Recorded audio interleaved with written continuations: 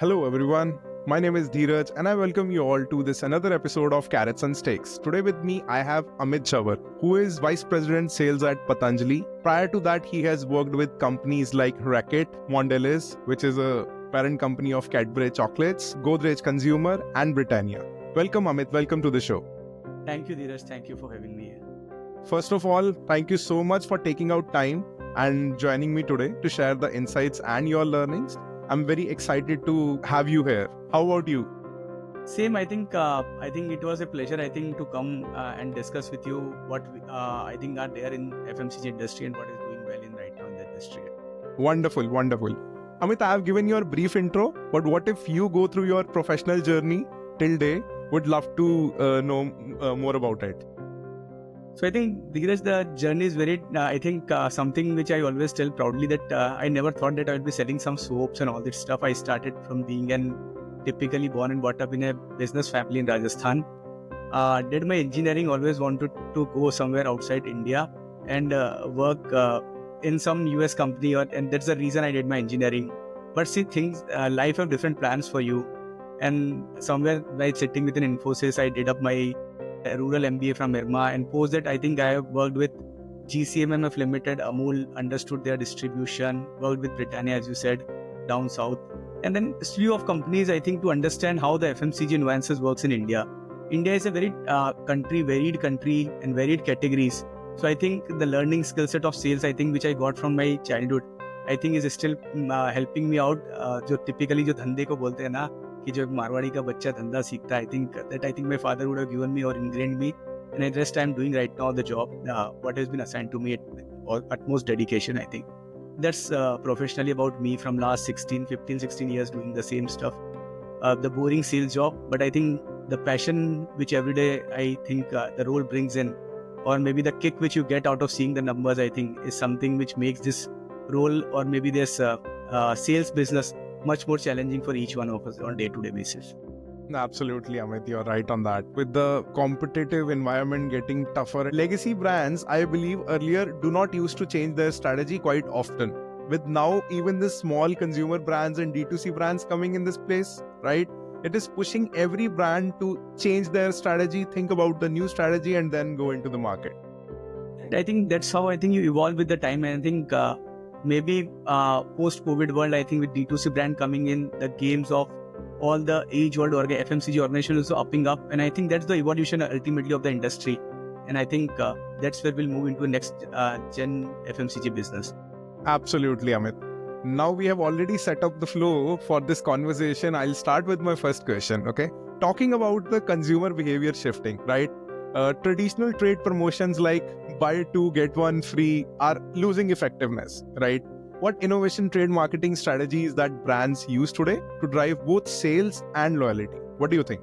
So first of all, I think as I said earlier, I think as you said rightly, the routine schemes or jo bhi buy two, get one pehle kisi time mein we used to run.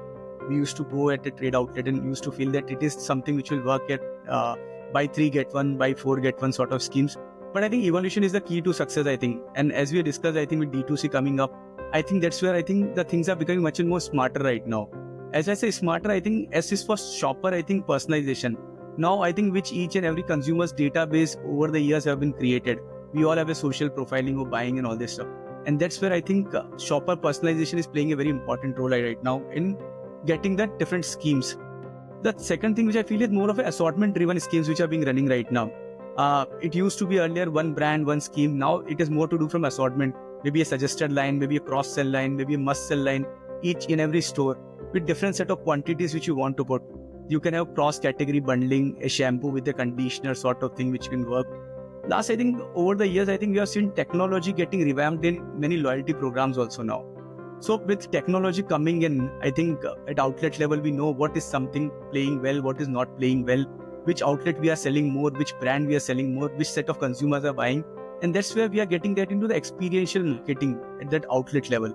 And that's where I think this all together job will buy two, get one. So the spends have increased, maybe spends would have remained the same. But yeah, now we are becoming much more smarter with the time so that we get better returns on our investments of the typical trade schemes which we used to operate.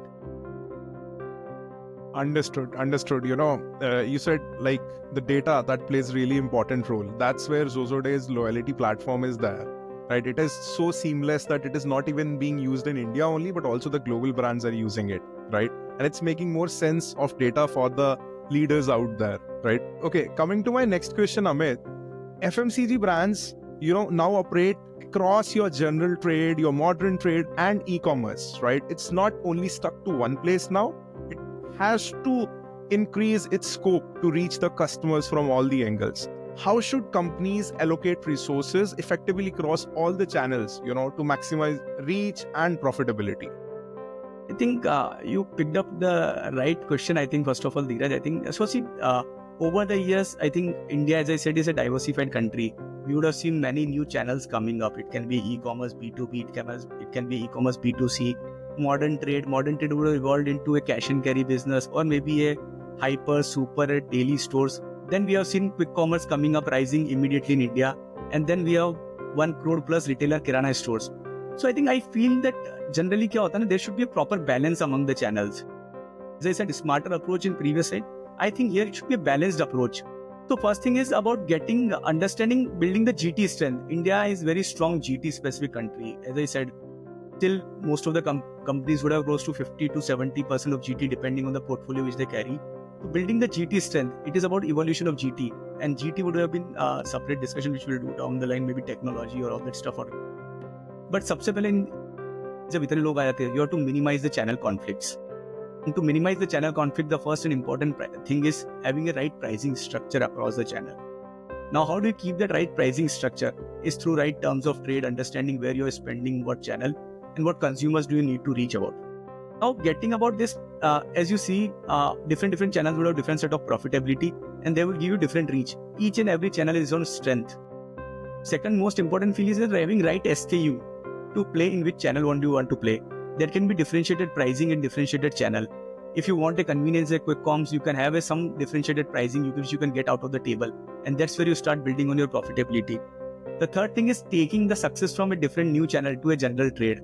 See, in modern trade or e-commerce, we have different set of fill rates and all other fill rates which we speak about, brands, SKUs which come up. Maybe it can be SKU range availability. क्या आप general trade में उनको ला सकते हैं? That's what I told about suggested order or maybe must sell lines. And the last but not the least, I think with all this D2C space which are coming, all this age-old organization can definitely try some new SKUs or new products in their own e-commerce platform. So it can be a e-commerce first launch, and then eventually it can be cascaded to a general trade. So I think e-commerce se learning leke, you can move to a general trade, you can change the pricing, you can change the structure, and that's where I think a balanced approach in all this channel will help every company to grow further rather than infighting among the channels and overall the organization growth's coming. So what I understood is all the channels are important. It's just that if you are starting in a new area or in a new category, it's always wise to pick one channel at a time and learn from it and then move to another channel. You can work in different formats also. You have different set of teams working in across the channels. It's not that you have a single team. So you can, it is like typical what is working well in some channel. How do you Indianize it, or how do you जुगाड़ जिसे बोला जाता है, कैसे आप उसको general trade के framework में कैसे बेहतर बना सकते हैं, और जनरल ट्रेड की कुछ बेहतर चीजें कैसे आप उस चैनल में ला सकते हैं. I think this is where I think a balance approach will work. And I think India is a complex market. अगर आप नहीं जीतना चाहते तो माइंडसेट जो है वो it is very different. You have to get that right pricing और that sweet price point in different channels to win. Amit, I like the term Indianize, right? I believe a lot of global brands from the dawn of, this globalization who have tried to come to India, if they ignored the fact Indianizing their brand, they have failed and went back, right? It's all because ours is a very diverse market with a different type of consumer, with the different tastes and preferences. It's not about the rich and poor or middle class. It's more than that. We have different price point. हमारे पास ₹1 का shampoo भी बिकता होगा हमारे यहाँ पे बड़ी bottle से लेके. तो I think there are different set of consumers. So every company, and then as you said, south to north to east to west, I think that's where I think every good company would love to have that structure of winning structure, or maybe winning brands or winning propositions which they would love to have. Understood. So we'll move on to the next question, Amit. With retailers and distributors often have power to push or ignore a product, right? what are the most effective ways brands can incentivize and align them, ensure that their sell-through rates are high? I think, आपने बोला अगला, the third thing which I feel is about sales, and then you tell the job which incentivizes you. I think, and every guy, I think every stakeholder in this entire pyramid, if I say, right from my salesman which goes in a market and books the order, to a retailer which sells the product, or maybe a distributor, or maybe a stockist, super stockist, sub stockist. So there are different set of stakeholders, and at the end of the day, everyone wants to make that, get that pie of profit, I think, or maybe that earning. How do you incentivize? I think the behavior, I think, yeah, without incentivize, as you said, carrot and stick, I think, तो कुछ incentivization सबके लिए होना चाहिए. I think first of and foremost, I think we used to have earlier simple structure where organization used to have target-based incentive structure. But over the year, as we discussed, I think companies have moved on from there. They have moved on to a focused brand-led approach. They have moved on to outlets getting converted with perfect outlet. Maybe they would have moved on to the number of outlets or top stores which are achieving target or the lines.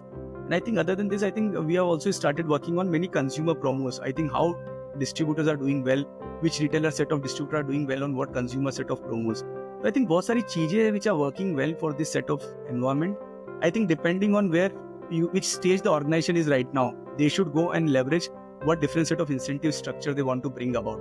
I think every organization would be running at different stages right now. Someone would have reached a perfect store level, while someone would have been at start level. Just you need to find at what stage you are, what will work well for you, so that you can get a right structure, right incentive plan for retailers or maybe a distributors. That's how it is. This brings me a point. I guess there was a time when brands used to have the power, right? Now it's all about your distribution channels. And I believe COVID has proved it, right? No matter how strong the brand is, if your distribution channels are not seamless or well embedded, you had to face the problem, right? And this is likely to be the case in the future of any uncertainty, right? So I think, see, a distributor channel is ultimately the someone who creates your availability of utmost importance for FMCG brands, I think. So if you want to work, and you can have a strong distributor channel, I think, as I said, see, if you want to stop cross fighting among the channels, if you have a cross channel conflict, which we discussed earlier to this, right pricing, right incentive structure for distributor, I think this is where the fraternity will eventually grow. Right? So I think we have seen a shrinking distributor fraternity with low earnings right now, and low earnings because of, I think, competition, maybe the escalating costs, I think maybe not hitting the right margins, or maybe the intensifying competition. 3-4-5 चीजों से distributor की earnings कम होती जा रही है, and hence they would be moving. We have seen in multiple cases where this GT business is shrinking up. So how do we bring in that incentive and that lucrative offers for retailers also, for DBs also, to stay in this game right now for us? Okay, so this is about your distribution channel now, right? Now when it comes to your consumers, with the price wars becoming unsustainable, in some places your retail channels, which are in the stores or the large scale chains, give huge discounts, like your quick commerce channels, right? How can FMCG brands build a consumer loyalty beyond discounts, right? Are there any models that reward the long-term engagement rather than the one-time purchase? As I said earlier, I think, obviously everyone would love to have some consistency in a channel, right? With all these different channels which are coming up, I think the first and foremost thing is, how do you reward the long-term play in the game which you have? So first thing what you want to do is about the data-driven. You have got all the data right now. The data point would have been fixated by now. So understanding what is the data-driven personalization which you want to do in certain set of distributors, certain set of retailers, to get our right bonding with the set of channel partners which we carry. The second which I feel is somewhere understanding what is our omni-channel strength. See, going forward, every retailer would have option to buy from multiple sources or avenues. So how do you bring on that omni-channel loyalty program? How do you get that pin code level growth? I think for that company is something which helps us to as an organization grow all together. And that is where I think the overall totality growth which I tell will come up for the organization. I think the last thing which I feel in this is that coming out of monetary rewards, only incentivization is not about monetary rewards. It is about getting that organizational trust जो पहले कभी होते थे. It can be a chairman club, it can be a directors club, I think it can be a DIY or maybe a wellness passes. I think I would have seen many things which would have worked well for all this distributor fraternity or maybe retailers for us. And they remember it for far a long time. So it is not about the single incentives. Incentives may be playing one part, but you have to touch the emotional core of the channel partners also as you want to win in this cutthroat competition. So rewards ke saath, I think rewards with more emotional and better connect is something which will help down the line and help this channel to grow. So Maybe I bond will back. just rephrase my question, Amit. Now I want to understand more from a consumer perspective. As a consumer, I get a lot of discount from multiple places. How do I connect with the brand? What should a brand should do, according to you, to connect well with their customers, right? Okay. So now speaking more from channel point of view, now Yes. let us come to consumer point of view. Yes. Consumer ke paas there are multiple options. Every consumer would love to have one thing, a couple of things. What is the problem solving abilities which brand are offering to it? The second is how does a brand, maybe it can be a QR based or what the brand is doing. Is it doing a sustainable eco packaging or maybe different things which have come up right now? What are the contents of the brand which are helping him out? Is it a paraben free? Is it cruelty free? I think that's where I think consumers are loving the brands. Now coming to how do you increase the engagement? The third most important thing is how does brand engages with a consumer is altogether emotional connect. See, it is not about single time one purchase. It can be repeated purchase behavior where you start rewarding. Not single purchase, there is a multiple purchase. Typical, I think, pantaloons of the world or maybe other apparel industry does it pretty well, I think. It is about getting about digital connect with that consumer. It is about understanding how do you, maybe if I give you a classic example, it is about something you want to do with a society. I think, I don't know, there were certain organizations used to do X amount of this brand will go to the education of X child or Y child. I think a certain set of consumer level connect, I think, which you have seen over the years, I think, are helping them to sustain the brand. While I think the last but not the least to say, see, you have to maintain one thing which you call is a product quality and right advertisement to create that reach or amplifying that reach. If it gets dead within that time, I think that's where I think your bond with the consumer moves out. And that's where consumer starts trying new product. And I think it's just matter of time, as you discuss. When he tries new product, there is 50-50 chance that he can win a product can win its trust or not. I think that's where I think brands have to be more now agile, understand consumers' behavior, maybe their data, what is the buying patterns, understand everything. And that's how I think the results will fall.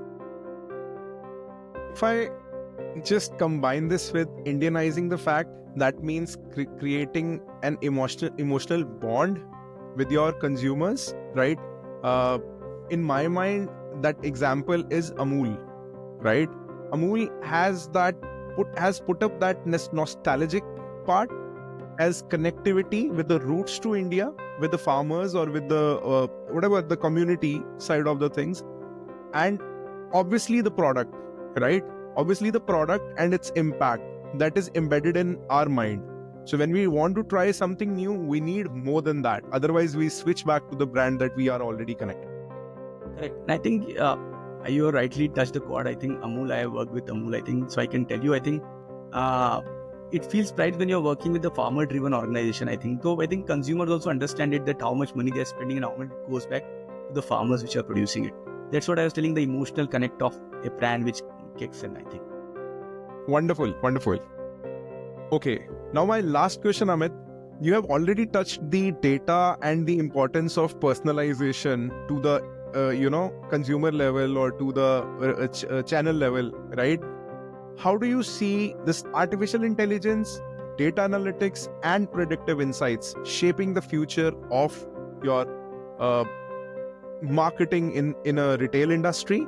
And what are the biggest technological advancements that will redefine the whole execution in next 5 years? What do you think?